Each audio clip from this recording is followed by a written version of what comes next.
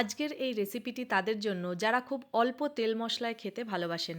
এটি একটি সহজ পদ্ধতিতে কিভাবে লাউ বানানো যায় এবং চটজলদি বানানো যায় তারই একটি প্রসেস আমি দেখাচ্ছি।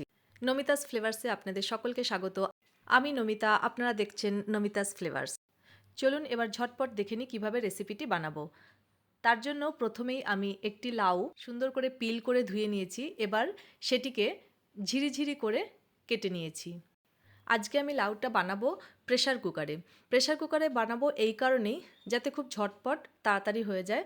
যখন হাতে সময় কম থাকে তখন এই ঝটপট রান্নাগুলো খুব কাজে আসে। আর সেই জন্য আমি প্রথমে গ্যাস জ্বালিয়ে প্রেশার কুকারটা বসিয়ে নেব। তারপরে দেব আমি খুব সামান্য তেল। এবার এই তেলের মধ্যে দেব আমি সামান্য একটু জিরে আর একটু লঙ্কা কুচো আমি দেব। তারপরে লাউগুলোকে দিয়ে দেব। এই লাউতে আমি কোনো পেঁয়াজ রসুনের ব্যবহার করব না, সম্পূর্ণ নিরামিষ পদ্ধতিতে করব।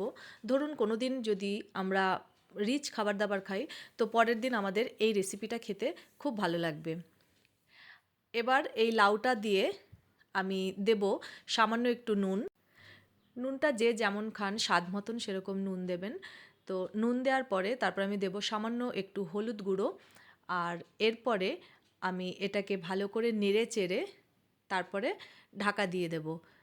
ঢাকা দিয়ে প্রেশার কুকারে আমি দুটো সিটি দেব। দুটো সিটি দিয়ে মাঝারি আঁচে আমি দুটো সিটি দেব। সিটি দিয়ে আমি রেখে দেব। তারপরে সিটিটা বসে গেলে আমি প্রেশার কুকারটা খুলব। হ্যাঁ, তার মধ্যে দিয়েছি সামান্য একটু জল, কারণ এখানে এই লাউগুলোতে খুব বেশি একটা জল বের হয় না। তো যেহেতু প্রেশার কুকারে করব তাই সামান্য একটু জল দিয়েছি।